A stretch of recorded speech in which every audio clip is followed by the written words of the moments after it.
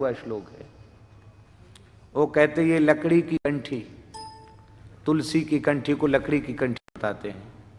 ये लकड़ी की माला गले में पहनते हैं, रज का तिलक लगाते हैं और छापा लगाते हैं। कहते ये पाखंडी मूर्खों का लक्षण है। ऐसा महास्मारत लोग कह रहे हैं, हम नहीं कह रहे हैं। रे राम राम, हमारी नहीं समझ लेना। इस श्लोक को प्रमाण भी मत मान लेना। हाँ ये भी बात है, दोनों बातें निवेदन है। क्योंकि प्रमाण किसकी बात होती है? महाभाष्यकार पतंजलि लिख रहे हैं, महर्षि पतंजलि, यस्त्व प्रमत्त गीतस्तत् प्रमाणम। प्रमाद रहित व्यक्ति जो कुछ बोलता है उसकी वाणी प्रमाण होती है। और ऐसी कोई नशा करके बकने लग जाए तो उसकी वाणी प्रमाण होगी। कोई गंदी चीज पी के बकने लग जाए तो उसकी बात प्रमाण हो जाएगी क्या? ये तो विमुखता की मजरा पीकर लिखा हुआ श्लोक है, ये प्रमाण नहीं हो सकता। भैया ये कंठी कोई सामान्य नहीं है, ये तुलसी जी कोई सामान्य नहीं है। ये क्या है? आहा, साक्षात ब्रजांगनाएं कह रही हैं, कच्चित तुलसी कल्याणी, रासपंचाध्याय में, कच्चित तुलसी कल्याणी गोविंद चरण प्रिय सहत्वाल कुलैर बिभ्रत दृष्टस्तेति प्रियोच्युता। यहां तुलसी जी के दो संबोधन कर रही है गोपियां, हे कल्याणी, हे गोविंद चरण कमल प्रिया। ये दो संबोधन है, ध्यान से सुने। कल्याण का तात्पर्य क्या होता है? जीव मात्र का कल्याण करने की सामर्थ्य यदि किसी में है तो वो तुलसी जी में है। जब तक तुलसी धारण नहीं करता तब तक कल्याण होता। खूब सोना चांदी पहन लो, दुर्लभ है कोहनूर, देखा भी नहीं होगा, हमने तो नहीं देखा, आप लोगों में किसी ने देखा हो तो पता नहीं, पर कोहनूरों का पूरा हार मिल जाए पहनने के लिए ना, तो उसको भी पहन लो, कोई गारंटी नहीं कल्याण की। पर मरते समय तुलसी का एक दाना भी कंठ में होगा तो गारंटी है नरक नहीं जाओगे।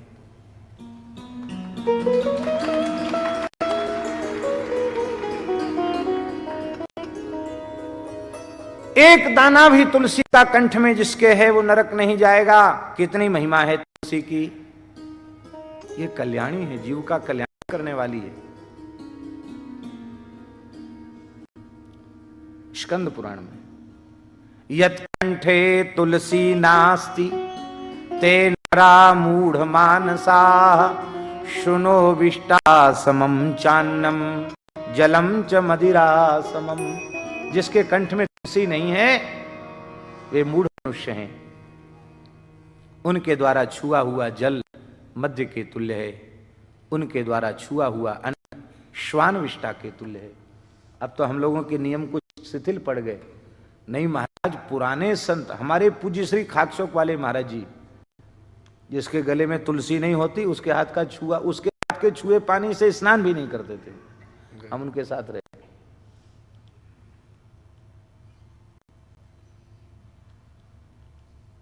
स्नान के समय तुलसी की बड़ी महिमा है।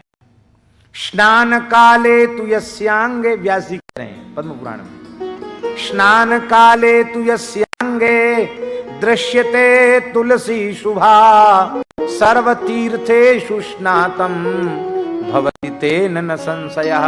स्नान के समय तुलसी का एक दाना भी जिसके शरीर पर है, तुलसी को छूकर जब शरीर पर जल पड़ता है तो सारी धरती के तीर्थों में स्नान का फल प्राप्त हो जाता है। तुलसी कंठ में है और भोजन करता है तो सिकते सिकते तु लभते बाज मेधि फलम मुने। एक एक अन्न के कण पर अश्वमेध यज्ञ का फल प्राप्त होता है केवल भोजन करने पर। पर लोग तुलसी नहीं पहनते। कितना खराब लगता है गला तुलसी के। हमको तो खराब लगता है, आपको न लगता हो तो आप जाने। तुलसी नहीं पहनते। और बहुत सी तो माताओं ने भी धारणा बना रखी है कि कोई सौभाग्यवती नारी न हो तो भले ही वो ब्रजरज लगा ले और तुलसी पहन ले, ये सौभाग्यवती माताओं को धारण नहीं करना चाहिए। हमने तो आज तक किसी स्मृति में, किसी पुराण में, किसी संतवाणी में पढ़ा नहीं, बाकी आप जाने। हां, एक बात अवश्य है, तुलसी धारण करने वाले का खान पान पवित्र होना चाहिए। जो वस्तु भगवान को भोग नहीं लग सकती है, उस वस्तु को आहार के रूप में तुलसी धारण करने वाला ग्रहण न करे, ये शास्त्र आज्ञा है। तो हम आपसे पूछते हैं, अशुद्ध वस्तु हम खा के अपने चित्त को शुद्ध बनावें और नरक जाने का पक्का निश्चय करें, इसमें फायदा है कि तुलसी धारण करके भगवत प्रसाद सेवन करके भगवान के चरणों में पहुंचे, इसमें फायदा है? किसमें फायदा है? इसलिए भैया हम हाथ जोड़ के प्रार्थना करते, बिना संकोच के तुलसी धारण जरूर करो। हमारे यहाँ वेद में लिखा है, वेद की महाराज एक ऋचा है, उस ऋचा में कहा गया अन्नोहम अन्नादस्त्वम। मुक्तात्मा जीव जो भगवान के निकट जाता है तो वो कहता है, हे प्रभु मैं आपका अन्न हूं, भोग्य हूं, और आप मेरे भोक्ता हैं, अन्नाद हैं। भगवान भोग कब लगाते हैं? हमारे शास्त्रों के अनुसार तुलसी जल पधरा देते हैं तो भगवान उसको ग्रहण कर लेते हैं। तुलसी जल छोड़ने से भोग लगता कि नहीं? ऐसे हम सब भगवान के भोग्य हैं। जब संत सद्गुरुदेव आचार्य चरण तुलसी कंठ में विराजमान कर देते हैं तो वो जीव भगवान का भोग्य हो जाता है। फिर भगवान उस जीव के गुण दोष पर विचार नहीं करते, उसे अंगीकार कर लेते हैं। तुलसी अवश्य धारण करो, तुलसी की बड़ी महिमा है। महाराज जी, रसखान जी का नाम तो सुना होगा, इस देश का एक महान भक्त जिसका जन्म यवन कुल में हुआ। आप लोग घृणा नहीं करें, भगवान की भक्ति कहीं भी प्रकट हो सकती है, किसी भी वर्ण में, किसी भी आश्रम में, बस संत कृपा हो जाए। काले खां मुस्लिम परिवार में पैदा हुए थे, उच्च कोटि के भक्त मदन मोहन जी के हुए, साक्षात्कारी भक्त हुए।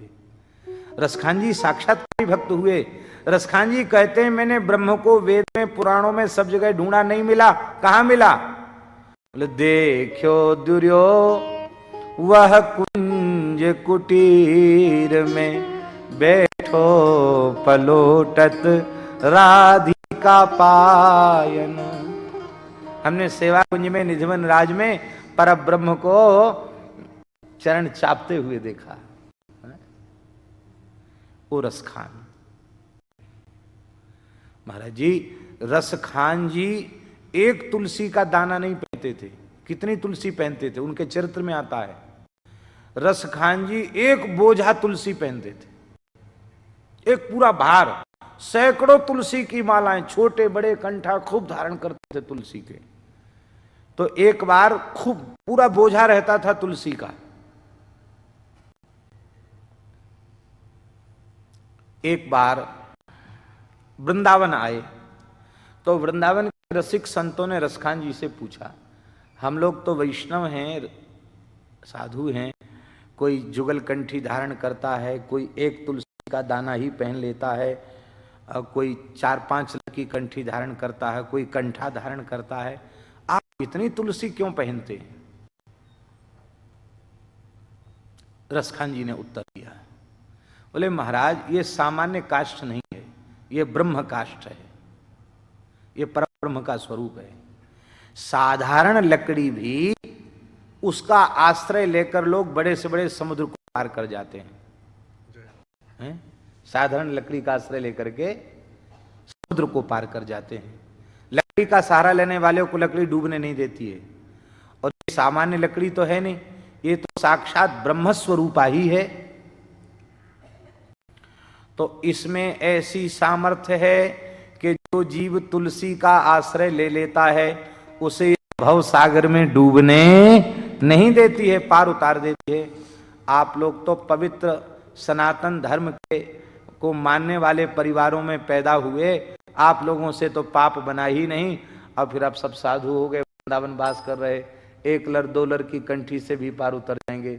पर हमने तो ऐसे म्लेच्छ कुल में जन्म लिया जहां यह समझने में बहुत देर हो गई कि पाप किसको कहते हैं। तो अब हमारे पास तो और कोई साधन नहीं है, इस तुलसी के सहारे ही हम भवसागर से पार उतर जाएंगे। हमारा निवेदन है, यवन कुल में उत्पन्न होने वाला एक महान भक्त तुलसी के प्रति इतनी निष्ठा रखता है, हम लोगों को कितनी रखनी चाहिए। श्री गोपीनाथ जी महाराज जो इस समय जयपुर में विराजमान हैं, श्री मधु गोस्वामी जी ने, मधु पंडित जी ने उनको प्रकट किया। श्री मधु पंडित का वस्त्र रखा है गोपीनाथ जी जयपुर में, आप जाके दर्शन कर सकते हैं। तुलसी की टोपी, तुलसी का ही पूरा वस्त्र है, तुलसी के दानों से बनाया हुआ, आज भी आप दर्शन कर सकते हैं। इतना तुलसी से प्रेम, इसलिए तुलसी एक दाना 2 दाने नहीं, जितना हो सके उतना पहरो, इसमें कल्याण ही कल्याण है, पक्की गारंटी है कल्याण की। तुलसी की अपार महिमा है।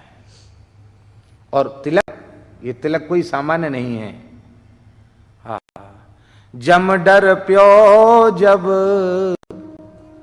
दास कहायो, मदन गोपाल शरण तेरी आयो।